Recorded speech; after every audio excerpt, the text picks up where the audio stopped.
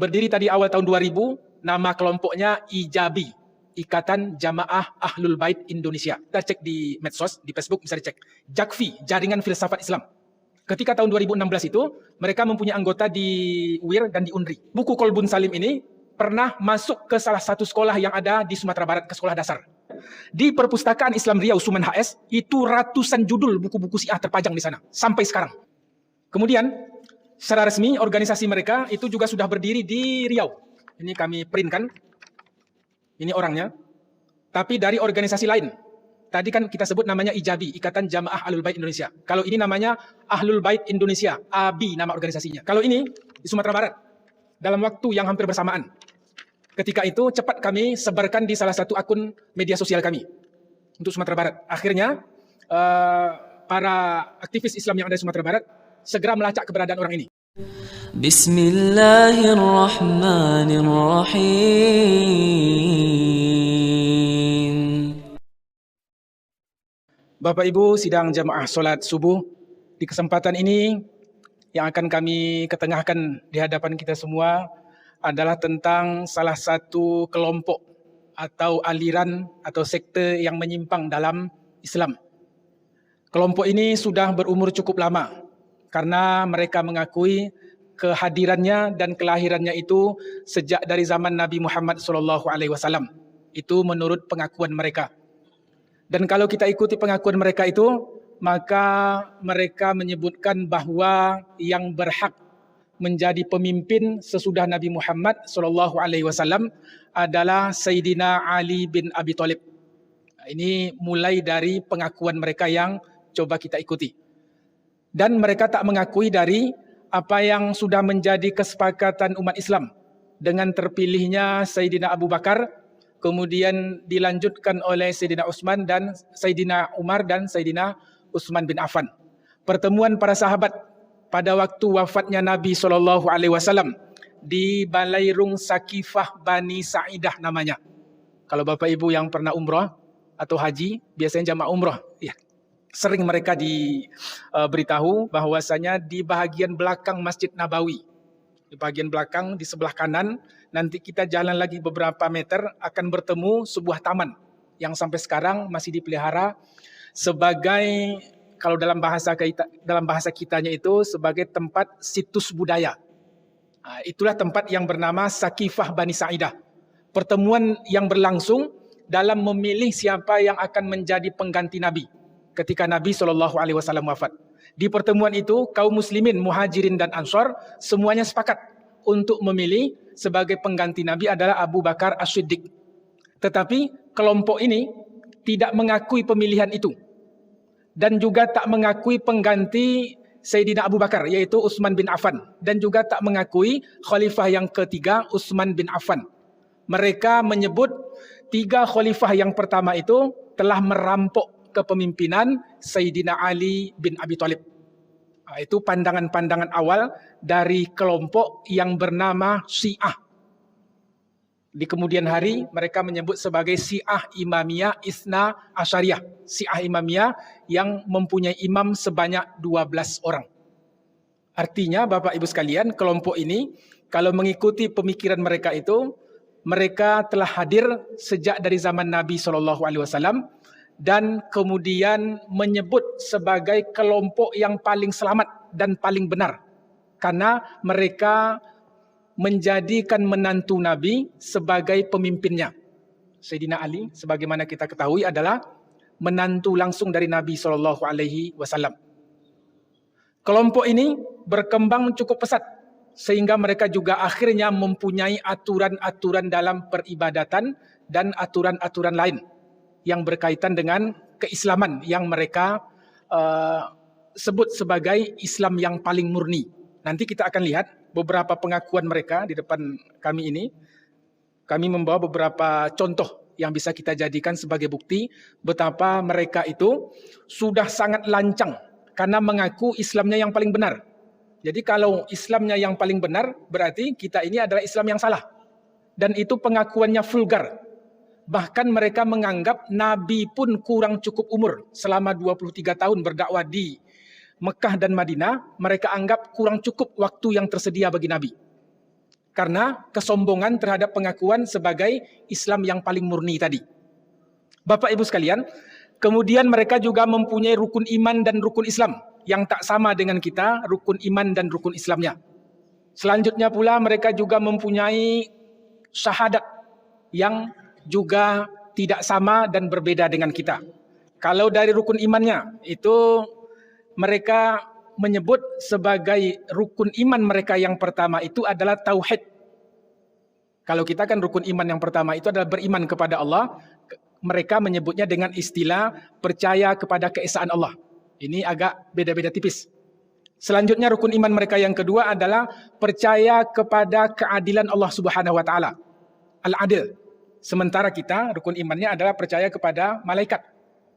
Rukun iman mereka yang ketiga adalah percaya kepada kenabian atau an-nubuwah. Sementara kita beriman kepada kitab-kitab yang diturunkan Allah Subhanahu wa taala. Rukun iman mereka yang keempat adalah percaya kepada imam. Nah, ini yang menjadi titik sentral daripada keyakinan mereka tadi. Karena apa? Mereka berkeyakinan imam sesudah Nabi Muhammad itu adalah Sayyidina Ali dan anak keturunannya sebanyak 11 orang. Jadi rukun iman mereka salah satu yang paling pokok itu adalah bernama imamah, keimaman atau kepemimpinan yang diturunkan secara garis keturunan dari Sayyidina Ali, kemudian turun kepada Sayyidina Hasan, Sayyidina Husain, dan anak keturunannya sampai kepada Imam Mahdi dalam pandangan mereka. Yang sampai pada hari ini dalam keadaan gaib, sedang menghilang, sedang bersembunyi. Entah itu bersembunyinya di mana, tapi dalam keyakinan kelompok ini, hilangnya Imam Mahdi dalam pandangan mereka itu sama dengan diangkatnya Nabi Isa oleh Allah Subhanahu wa taala pada saat akan disalib oleh orang-orang Yahudi. Kalau kita memandang Nabi Isa itu Allah Subhanahu wa taala selamatkan, kelompok ini juga mempunyai keyakinan yang hampir mirip, yaitu Imam Mahdi mereka itu hilang pada waktu umur 5 tahun. Kemudian sampai pada usia lebih kurang 70 tahun, Imam Mahdi tersebut tidak juga muncul-muncul. Mereka sebut dengan kehilangan sementara. Setelah 70 tahun ke atas, itu mereka sebut sebagai kehilangan yang besar. Sampai pada hari ini, sampai kata mereka nantinya akan turun di akhir zaman. Ahlus Sunnah pun sebenarnya juga mempunyai keyakinan adanya Imam Mahdi nanti di akhir zaman. Tetapi beliau belum lahir sekarang dan tidak hilang. Tetapi nanti akan hadir di akhir zaman dari juga keturunan Nabi SAW. Itu tentang kepemimpinan yang mereka pegang teguh sampai hari ini dan dalam keyakinan mereka sampai pada dunia ini akan berakhir. Selanjutnya rukun iman mereka yang kelima adalah percaya kepada hari kiamat atau al-ma'ad namanya. Sementara kita percaya kepada hari akhir dan percaya kepada takdir Allah Subhanahu wa taala. Jadi ada beda-beda tipis bahasa yang mereka pakai dalam menerapkan rukun iman mereka. Kemudian yang agak juga krusial adalah mereka juga membuat rumusan tentang rukun Islam. Rukun iman mereka buat rumusan tersendiri. Rukun Islam pun mereka buat rumusannya tersendiri. Kalau rukun Islam kita yang pertama adalah mengucapkan 2 kalimat syahadat, sementara rukun Islam mereka yang pertama adalah langsung mendirikan solat. Rukun Islam mereka yang pertama adalah as-salat, mendirikan solat. Yang kedua rukun Islam mereka adalah puasa. Selanjutnya yang ketiga zakat, yang keempat haji, yang kelima al-wilayah. Yang kelima ini al-wilayah masih terkait dengan kepemimpinan. Beda-beda tipis lagi dengan rukun Islam kita, Ahlus Sunnah wal Jamaah ini, tetapi mereka menambahi dengan satu rukun yang agak ganjil, yaitu tentang al-wilayah, kepemimpinan. Mirip dengan al-imamah tadi. Bapak Ibu semuanya, dari rumusan-rumusan rukun iman dan rukun Islam ini, mereka pun mengembangkan kepada bentuk peribadatan.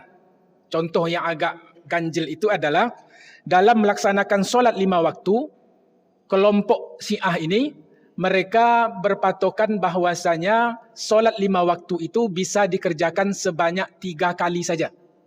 Kalau kita kan solat 5 waktu mulai dari subuh, zuhur, asar, maghrib dan isya. Sementara mereka zuhur dengan asar itu boleh dijamak.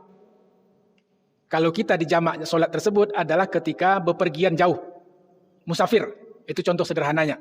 Kemudian mereka juga berpandangan maghrib dengan isya boleh juga dijamak walaupun dalam keadaan mukim, tidak bepergian. Sementara subuh, jadi zuhur dengan asar mereka gabung, maghrib dengan isya mereka gabung, kemudian subuh. Jadi 5 kali solat tersebut bisa dilaksanakan dalam 3 waktu saja. 5 kali solat bisa dilaksanakan dalam 3 waktu saja. Dan ini juga menjadi daya tarik bagi orang-orang yang kurang iman dan kurang ilmu karena mendapatkan diskon dalam ibadah. Karena mendapatkan keringanan dalam melaksanakan solat 5 waktu. Di samping itu keyakinan mereka yang lain, bolehnya apa yang disebut dengan kawin kontrak. Nikah mut'ah. Kawin kontrak sesuai dengan bahasa sederhananya, sesuai dengan keinginan kedua belah pasang tadi, laki dan perempuan, kontraknya itu sampai 1 pekan, 2 pekan, 1 tahun, 2 tahun. Selesai masa kontraknya, maka selesai pula pernikahan itu. Kalau betah dilanjutkan, kalau tidak pindah ke atau mencari pasangan yang lain. Itu namanya kawin kontrak. Dan ini berlaku bahkan untuk kalangan beberapa mahasiswa yang terpengaruh oleh kelompok ini, banyak di antaranya yang mencari jalan keluar melalui nikah kontrak ini daripada pacaran karena bisa menjurus kepada zina. Lebih baik kawin kontrak saja selama kuliah. Setelah kuliah, tamat kuliah, wisuda, mau lanjut ya silahkan, kalau tidak ya kembali ke kampungnya masing-masing. Dan itu terjadi, dan itu banyak informasi yang menyebutkan terpengaruhnya kalangan generasi muda oleh ajaran kelompok ini melalui perkawinan kontrak atau nikah berjangka tadi. Bapak Ibu semua, perkembangan kelompok ini itu sekarang negara yang menjadi penganut mayoritas ajaran Syiah ini adalah di, Bapak Ibu ada yang tahu? Di Iran. Itu negara mayoritas yang menjadi pendukung ajaran Syiah. Bahkan dalam konstitusi, dalam undang-undang Republik Iran itu disebutkan agama mereka, keyakinan mereka adalah Syiah Imamiyah Isna Asyariyah. Syiah Imamiyah atau Syiah Ja'fariyah 12 imam. Itu disebutkan dalam undang-undang konstitusi negara Iran. Dan berkembangnya kelompok ini lebih pesat dan lebih dahsyat sejak terjadinya revolusi Iran pada tahun 1979. Sebelum itu, kelompok ini juga sudah sampai ke negeri kita Indonesia. Sebelum tahun 79, itu sudah juga ada pengikut kelompok ini yang menyebarkan ajarannya. Tetapi masih malu-malu dan sembunyi-sembunyi. Belum secara vulgar, belum secara terbuka mereka tampakkan kami ini Syiah. Masih sembunyi-sembunyi. Tetapi setelah terjadinya revolusi Iran tahun 79, dengan menangnya Imam Khomeini, ini kan tokoh yang sangat legendaris pada tahun 80-an, 90-an. Karena kemenangan mereka di revolusi tahun 79 itu. Mengalahkan Shah Reza Pahlavi. Ini dua-duanya sama-sama Syiah. Satu Syiah sekuler, Reza Pahlavi yang didukung oleh Amerika. Satu Syiah yang agak militan begitu. Yang dipimpin oleh yang mereka sebut dengan gelar itu Ayatullah Khomeini. Ini Syiah dari kalangan pesantren begitulah. Syiah yang taat. Berhadapan dengan Syiah yang sekuler dan liberal yang didukung oleh Amerika. Menangnya Imam Khomeini dalam melawan Syiah sekuler Reza Pahlavi ini memunculkan kemudian semangat untuk menyebarkan ajaran Syiah itu ke banyak negara dan membuat mereka yang sudah mengikuti paham itu berani menampakkan ajarannya secara terbuka, termasuk juga ke Indonesia. Ini yang akan menjadi lebih fokus perhatian kita dalam pengajian subuh ini, betapa kelompok ini sudah merupakan ajaran sesat yang sangat mengkhawatirkan bagi muslimin Indonesia. Kenapa disebut begitu? Karena mereka disupport oleh satu negara yang bernama negara Iran tadi. Mereka didukung oleh kekuatan-kekuatan finansial, kekuatan politik atas nama kerjasama negara Iran dengan negara-negara berpenduduk mayoritas muslim di seluruh dunia termasuk Indonesia. Mereka mempunyai misi ingin menyebarkan ajaran Syiahnya. Kalau negara Amerika, katakanlah demikian, ataupun negara non-Muslim, itu semata-mata kebanyakan kerjasama politik ataupun kerjasama ekonomi. Tetapi kalau negara Iran ini, di samping ekonomi dan politik tadi, mereka mempunyai misi untuk menyebarkan ajarannya kepada kita yang sudah beragama Islam, Ahlus Sunnah wal Jamaah. Jadi ada misi tertentu yang mereka bawa. Termasuk pula misi tertentunya itu adalah memberikan beasiswa bagi santri-santri Indonesia ataupun alumni sekolah menengah atas untuk bisa kuliah di negara Iran itu. Di antara universitas yang terkenal adalah Universitas Al-Mustafa, Iran. Dan banyak hauzah istilah mereka itu, semacam pesantren di kita. Tempat kajian-kajian untuk mendalami ajaran Syiah, namanya hauzah ilmiah. Itu banyak di Iran. Dan mereka memberikan beasiswa gratis.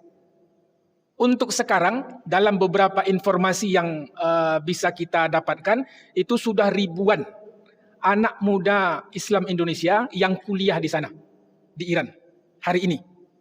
Bisa jadi mereka itu dari keturunan orang Syiah Indonesia, atau dari keturunan keluarga Ahlus Sunnah yang tergiur untuk kuliah di sana. Sehingga pada akhirnya mereka merasa bisa untuk membuka diri menerima kelompok Syiah ini. Dan itu jumlahnya juga tak sedikit. Yang asalnya dari bukan Syiah, dapat beasiswa kuliah di sana, pulangnya seakan-akan menjadi juru bicara kelompok itu. Karena mereka sudah mendapatkan pendidikan di sana. Dan kerjasama-kerjasama ini berlangsung di banyak tempat. Dan juga mereka mendatangi bahkan lembaga ormas keislaman di Indonesia. Bapak Ibu sekalian, tahun 79 tadi, tahun 83 Majelis Ulama dan Kementerian Agama sekarang, dahulu namanya Departemen Agama, itu sudah mengingatkan. Tahun 83, tahun 84, Departemen Agama dan Majelis Ulama Indonesia sudah mengingatkan tentang bahaya kelompok ini. Sudah mengeluarkan surat edaran. Jaraknya berarti ada sekitar 4 tahun sesudah terjadinya revolusi Iran. Para pemimpin kita di negeri ini melalui Kementerian Agama dan Majelis Ulama Indonesia sudah mengeluarkan edaran kelompok ini berbahaya. Karena tidak sama ajarannya dengan Ahlus Sunnah. Seperti rukun iman yang tadi kita sebutkan, itu sangat berbeda.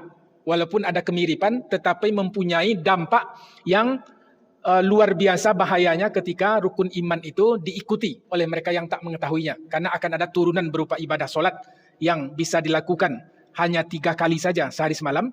Atau semacam perkawinan nikah kontrak tadi. Dan juga ajaran-ajaran lain. Dan solat mereka kalau sudah menjadi pengikut Syiah itu sujudnya di atas lempengan tanah Karbala. Jadi ada tanah liat, bulat, yang diambil di Karbala. Tempat, apa itu Bapak Ibu tahu Karbala? Nama daerah Karbala. Di mana Ustaz Lasri? Di Irak. Di Irak. Tempat meninggalnya Sayyidina Husain. Di tanah Karbala itu, mereka anggap sebagai tanah yang suci untuk tempat sujud. Dan ketika sholat, bagi mereka yang sudah berani menampakkan ajarannya itu, mereka akan pakai tanah itu di tempat sujud ini, di tempat di tempat sholat kita ini mereka pasang. Kalau mereka sudah berani, atau di kalangan komunitas mereka sholat di atas tanah Karbala itu ketika sujud. Jadi sujudnya di atas tanah, lempengan tanah itu. Dan ini mendapatkan bukti yang sangat nyata ketika pada tahun 2016 yang lalu. Tahun 2016 yang lalu, seorang tokoh Syiah dari Yogyakarta datang ke Pekanbaru. Ingin membuat sebuah acara di Universitas Islam Riau dan di salah satu perwakilan sekretariat organisasi mahasiswa Islam yang ada di Pekanbaru. Karena mereka mau buat acara di situ dan kami mengetahui acara tersebut, akhirnya kami sampaikan ke pihak kampus supaya membatalkan acara ini karena ini adalah ada misi dari kelompok Syiah. Karena yang datang itu adalah seorang tokoh Syiah yang memang kerjaannya menggarap kalangan mahasiswa, menyebarkan Syiah melalui kajian-kajian filsafat untuk mahasiswa-mahasiswa Islam. Sampai sekarang kelompok itu masih bergerak, orang itu masih bergerak.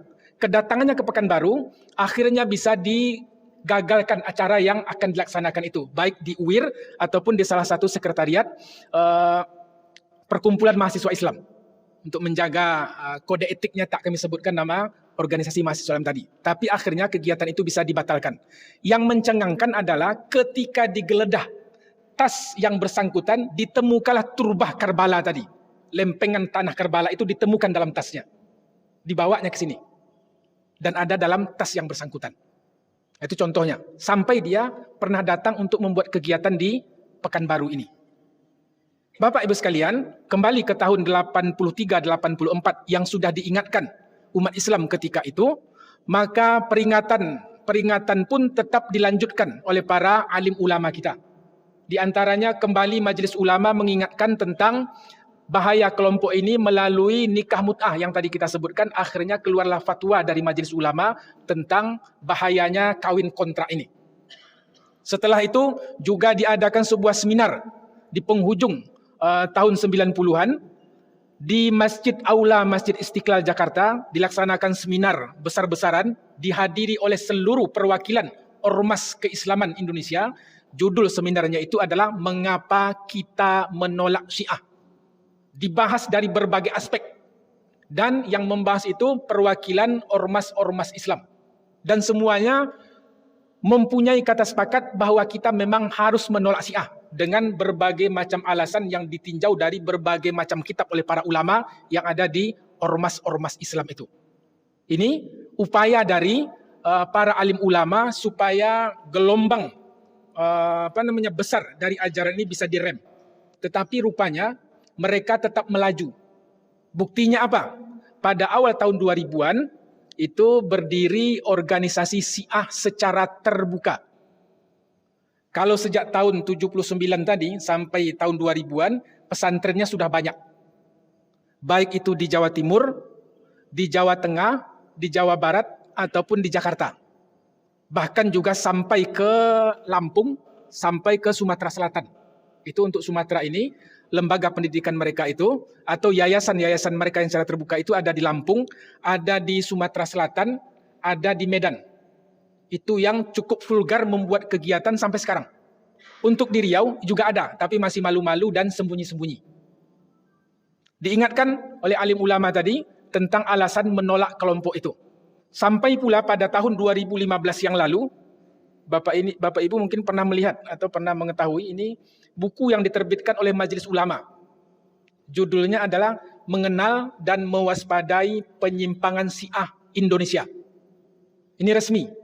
Diterbitkan oleh Majelis Ulama Indonesia.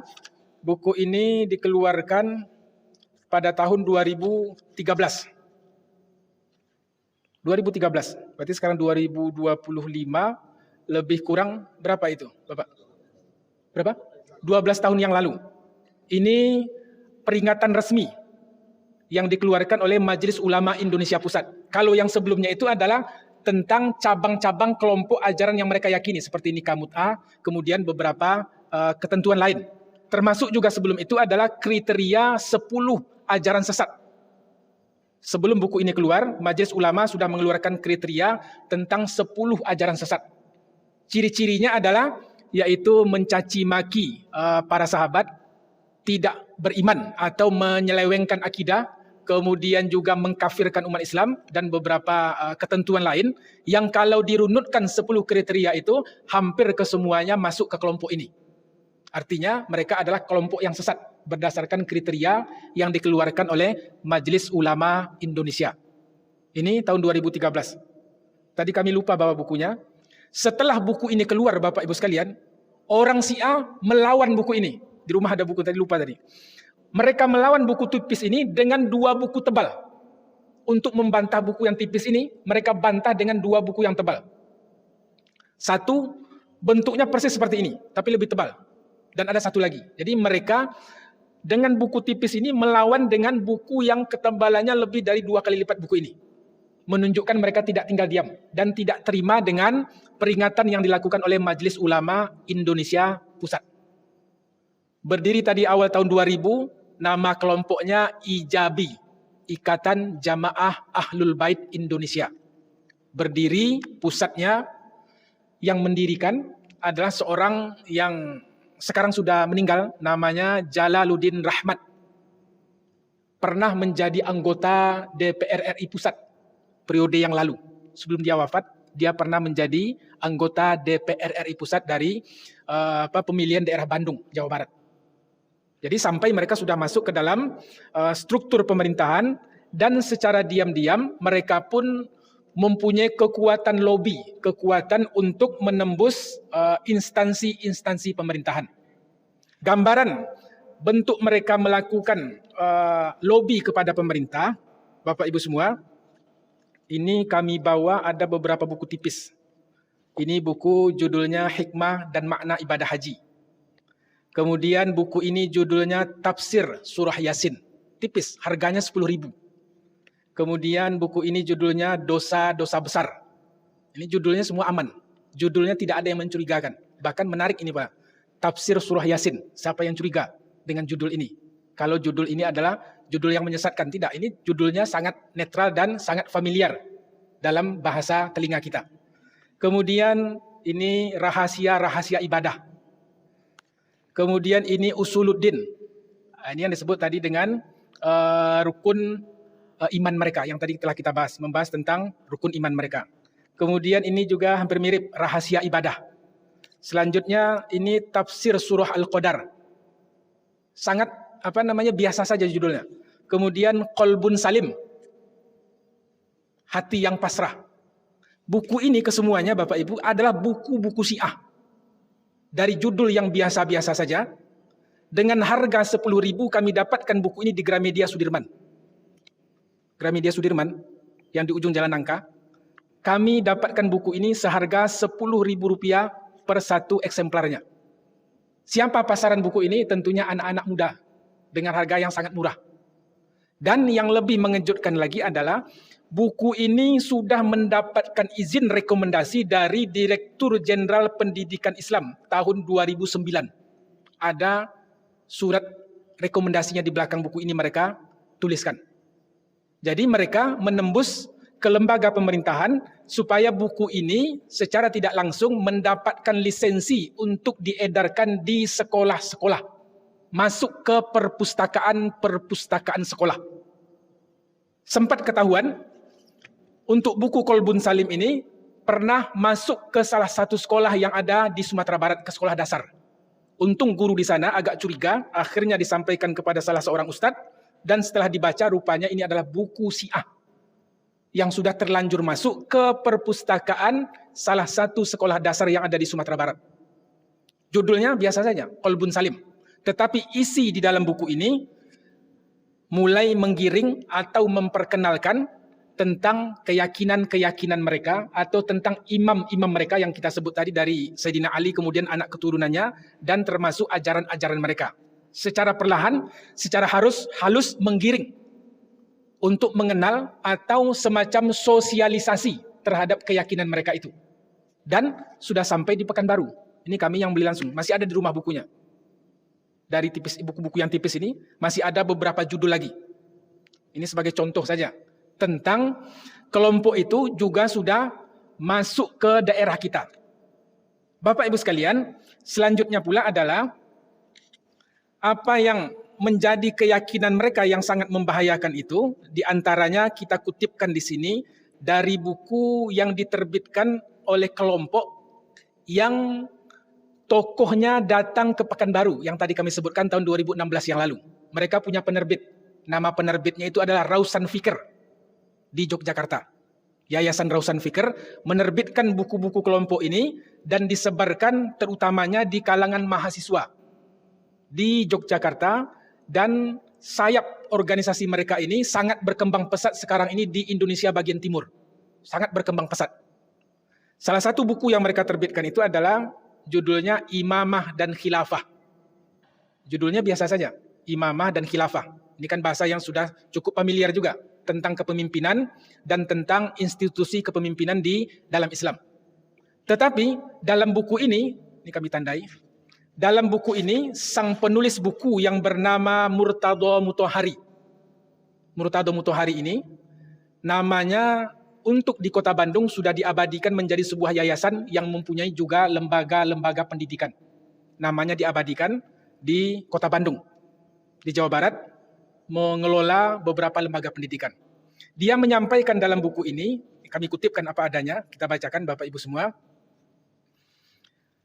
Harus diingat, ungkap Murtado Mutahari, bahwa selama 13 tahun di Mekah, lantaran sengitnya penentangan dan situasi yang sangat sulit, jumlah orang yang menganut Islam barangkali tidak lebih dari 400 orang.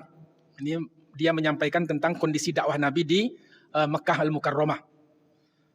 Kemudian Madinah, dia berpindah menyebutkan tentang Nabi di Madinah, adalah tempat yang lebih baik. Namun di sana Nabi mempunyai sedemikian banyak komitmen lain, banyak kesibukan yang lain. Kendati pun beliau bekerja laksana guru penuh waktu, artinya bekerja full day. Dia menggambarkan tentang Nabi itu yang bekerja full day dalam tugas kenabiannya. Tetapi selama 23 tahun ini, tadi menyebutkan Mekah dan Madinah berarti totalnya 23 tahun. Tetapi selama 23 tahun ini, beliau tidak memiliki waktu yang cukup untuk menyampaikan seluruh ajaran Islam. Bapak paham kalimat ini? Nabi dianggapnya selama 23 tahun tidak mempunyai waktu yang cukup. Padahal dengan selesainya dakwah Nabi seiring dengan wafatnya beliau, al-yauma akmaltu lakum dinakum. Islam telah sempurna, tugas Nabi pun sudah selesai dan tuntas seiring dengan wafatnya beliau. Sementara tokoh kelompok ini menyebutkan 23 tahun itu belum cukup bagi Nabi. Jadi secara tidak langsung ini adalah bahasa penghinaan kepada tugas kenabian. Tugas Nabi Muhammad dianggapnya tidak cukup 23 tahun itu. Ini tujuannya apa? Tujuannya untuk memasukkan paham orang ini akan ada yang menyempurnakan tugas Nabi setelah 23 tahun itu, yaitu imam kami. Dari kelompok kami, yaitu yang mereka anggap dari Sayyidina Ali tadi. Jadi mereka berusaha untuk menganggap tugas Nabi itu belum selesai, maka yang akan menyempurnakannya, padahal mana yang lebih tinggi kedudukan Nabi dengan Ali bin Abi Thalib walaupun beliau adalah menantunya. Mana yang lebih tinggi kedudukan Nabi dengan sahabat beliau, Khalifah yang pertama Abu Bakar As-Siddiq. Tentu jauh lebih tinggi Nabi SAW dibandingkan dengan sahabat beliau tadi. Tetapi kelompok ini menganggap harus ada kemestian pengganti Nabi yang akan menyempurnakan tugas beliau. Jadi 23 tahun itu dianggap Nabi belum sempurna. Pengakuan tentang penghinaan mereka terhadap Nabi 23 tahun yang kurang itu Bapak Ibu, tidak hanya dari penulis ini, tetapi juga ada dari penulis lain, namanya Hatem Abu Sahbah. Jadi ini semacam pemikiran yang hampir sama di kalangan kelompok itu bahwasanya Nabi belum sempurna tugasnya. Nah, ini kan sudah masuk kepada penghinaan kepada Nabi. Pengakuan yang dari Murtado Mutahari ini juga diakui, diyakini oleh seseorang yang bernama Hatem Abu Sahbah. Buku ini diterbitkan oleh Lembaga Kebudayaan Iran Indonesia di bawah supervisi Kedutaan Besar Iran yang ada di Jakarta. Ini resmi. Atas supervisi dari Kedutaan Besar Iran yang ada di Jakarta. Nama penerbitnya Nur Al-Huda. Di sini, ini kita kutipkan bahasa langsungnya. Dia menyebutkan bahwasanya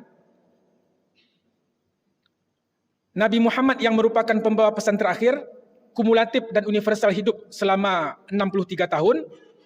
Kemudian dia menyebutkan, apakah Anda berpikir bahwa umur pendek ini cukup untuk membangun, menumbuhkan, dan menyebarkan pesan yang sangat penting?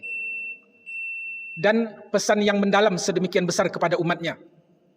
Adalah logis dan penting kalau ada seorang penerus untuk mengambil beban itu setelah beliau melaksanakan peran kritis yang kita bahas sebelumnya. Ini menjelaskan tentang pentingnya tugas Nabi.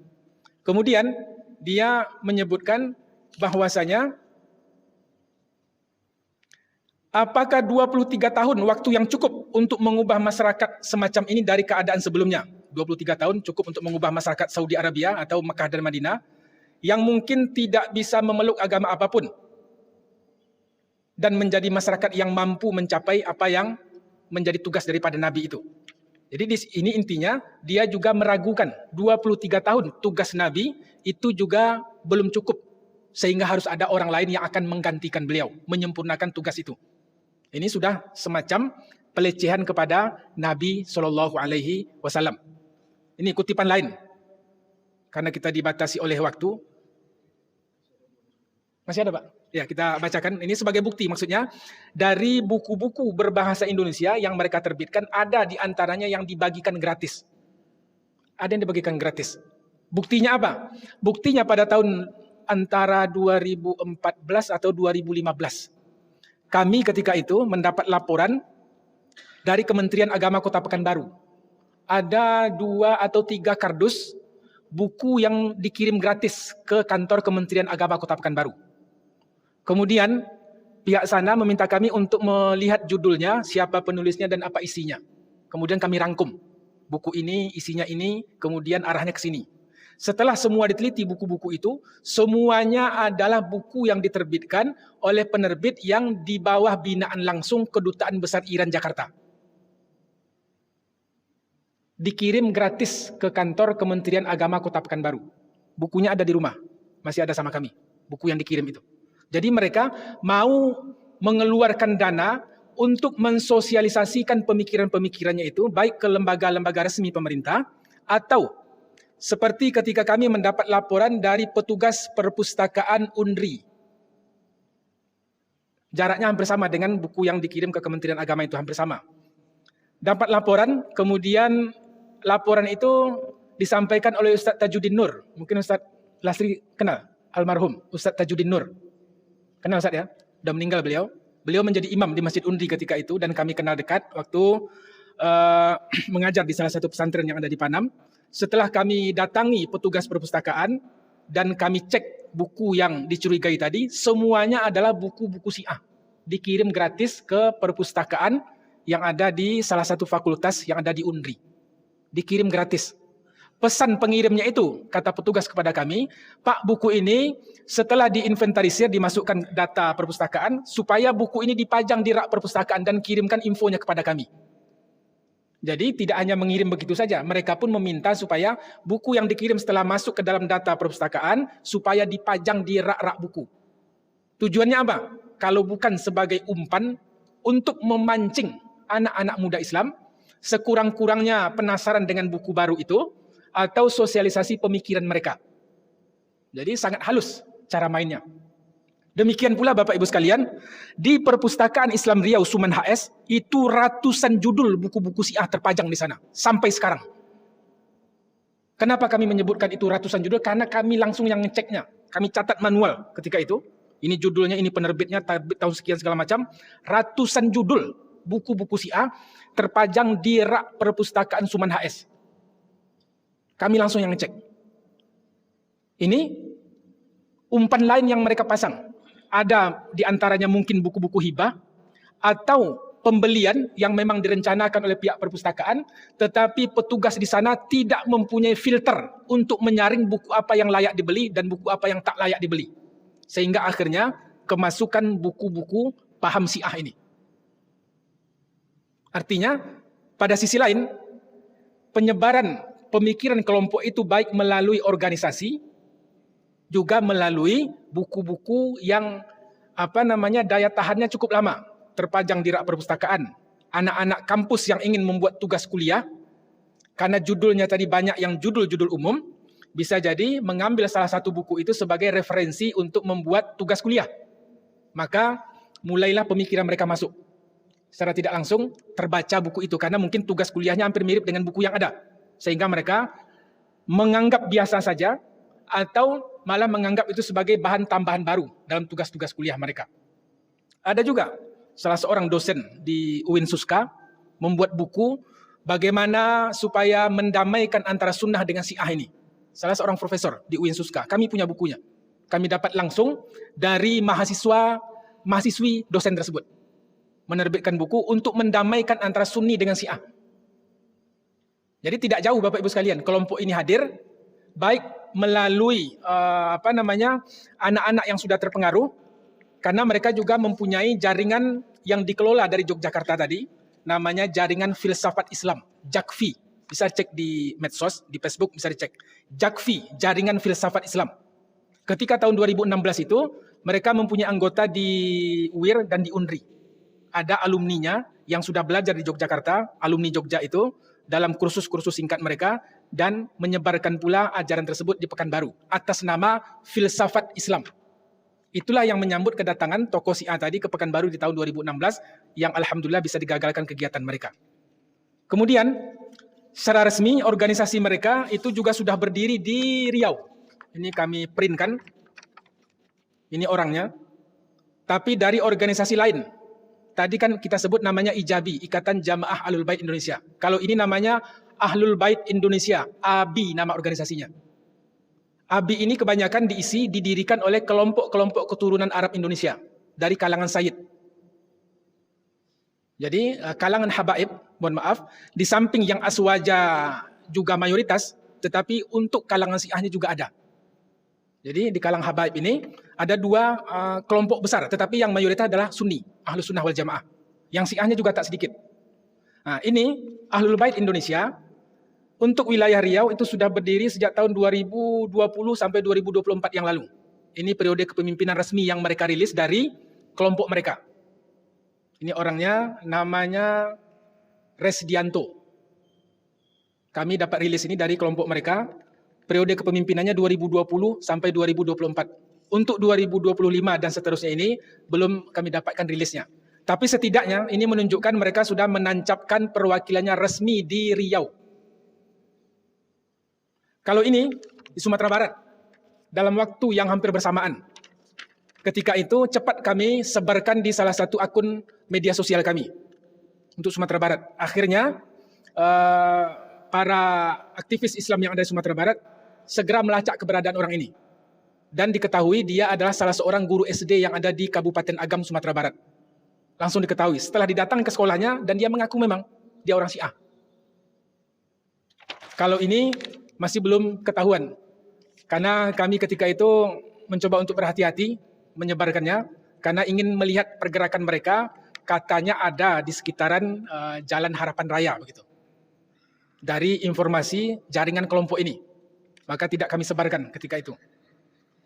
Bapak Ibu sekalian, dari pemaparan-pemaparan yang telah kita sebutkan contoh-contoh langsung, baik itu melalui buku-buku, ataupun jejaring yang sudah sampai di Pekanbaru ataupun di Riau ini pada umumnya menunjukkan bahwasanya di samping kenyamanan kita untuk tetap melaksanakan ibadah dan mendidik generasi muda, rupanya juga ada racun yang sedang mengintai mereka. Ada jerat-jerat kesesatan yang siap untuk menangkap mereka.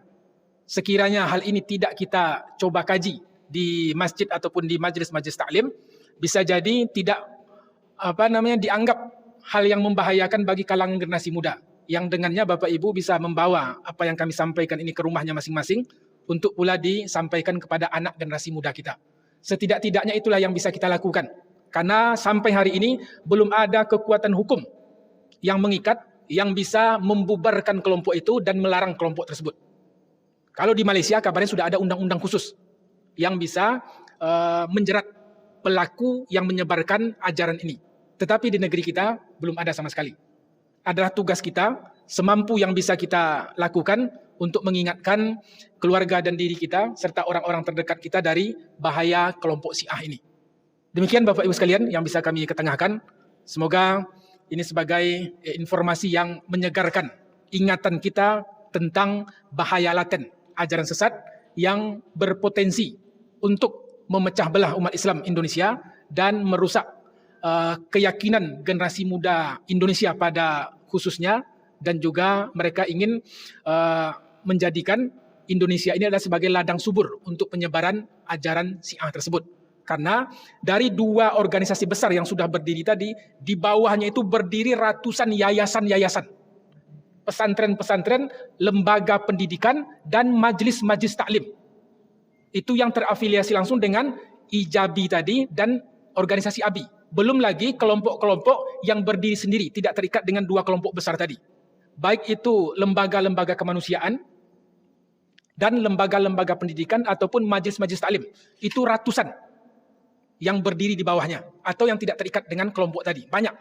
Yang kita sampaikan ini adalah gambaran-gambaran besar tentang betapa mereka sudah menancapkan kukunya di negeri kita. Dan mereka tidak ingin dikesampingkan dalam pergulatan pemikiran keislaman di Indonesia. Bahkan di bagian akhir ini, mereka sempat pada tahun 2015 melaksanakan seminar di Kementerian Agama Pusat. Padahal Kementerian Agama lah yang mengingatkan bahaya kelompok itu tahun 83-84. Bahkan Menteri Agama yang pertama, Profesor Rasidi, orang yang paling kuat menentang ajaran Syiah. Di aula Profesor Rasidi itu orang Syiah melaksanakan sebuah seminar. Coba. Profesor Rasidi, Menteri Agama yang pertama, itu paling kuat menentang Syiah. Di tempat namanya diabadikan orang Syiah menjebol untuk mereka bisa hadir di sana, melaksanakan sebuah acara. Ini kan mereka semacam memahami bahasa-bahasa untuk melakukan balas dendam terhadap tokoh yang pernah menghalangi mereka. Kenapa? Karena ada lobi-lobi yang sudah mereka punyai dari pengikut-pengikutnya itu untuk bisa memuluskan mereka hadir di lembaga-lembaga tertentu.